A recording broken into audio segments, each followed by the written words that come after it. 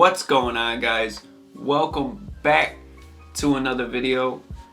Now, as a refinish technician, preparation is more important than the paint job in most cases. Now, preparing for the paint job is most of the work, okay? And one of those things for your preparation is going to be your settings, okay? Settings on the gun and settings in the booth. So that's what we're going to be talking about today. But before we get into it, let's go ahead and roll that intro.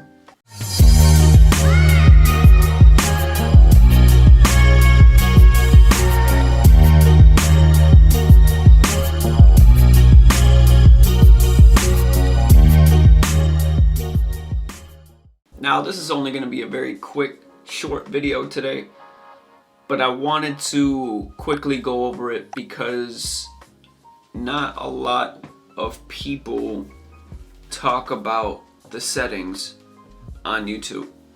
And I know there's a lot of you beginner refinish technicians out there that, want to know the ins and outs and, want to know what guns you're using, the professionals, what the professionals are using, and what settings everything's got to be at. Everything's very important. Every little piece has got to be perfect. The preparation has to be perfect. You don't want fish eyes. You don't want to, end up with some solvent pop. So, preparation and, getting your settings correctly is very, very important in this industry. So the first thing we're going to talk about is the paint booth. Now, the booths that I spray, I normally stay at 90 psi on the gauges, okay? That gives both booths, the same amount of air pressure coming through the lines. So if you're spraying, if you're using both booths, it's not going to be a crazy change on your gauge of the gun. So, it's going to be pretty much the same on both sides. So you don't have to constantly readjust. You just go in, plug up, spray. Now, another thing for preparation that you want to do is you want to make sure you clean the boots. At the very least, blow them out. But yes, you want to make sure before paint jobs that you're cleaning the boots. You rinse them down. You're changing filters when the filters need to be changed. And you're making sure that before you spray, you're tacking the panel down that you are working with, so you aren't getting all that extra dust and debris from the ground and from blowing out the booth. Okay, so next what we're going to talk about is the settings on your gun. Now, this is an LPH400. I've done multiple videos on this gun. Amazing gun. I've been using it now for 9 months. Wouldn't go any other gun than this.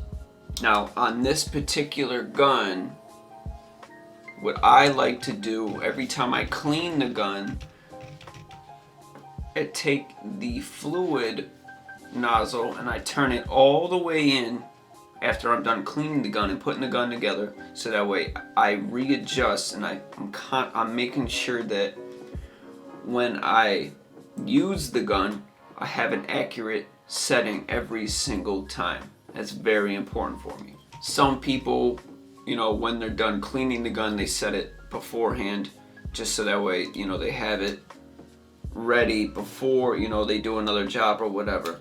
And that's fine. But I don't like to do that, because if you're putting it somewhere else, or you're placing it here, placing it there, you don't want to knock it around to a point where the knob's not where it's supposed to be at, and you got to readjust it anyways. Better safe than sorry to have this tightened all the way in and readjust your settings before you even get started.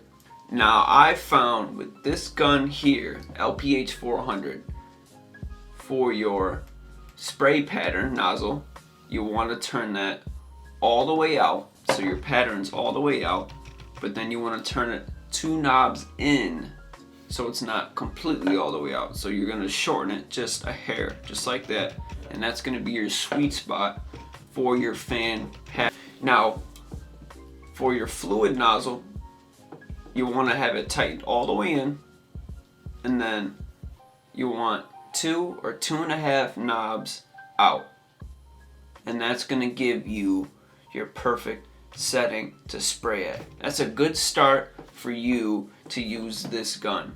Now, before you jump right into a customer job, you probably want to do a couple practice panels just to kind of get an idea of how your new settings are, and then adjust your speed accordingly. Now, with your new settings adjusted to your gun, I promise you, if you pick the right speed, you aren't going to have very many runs or have any runs at all for you beginner painters. So try them out.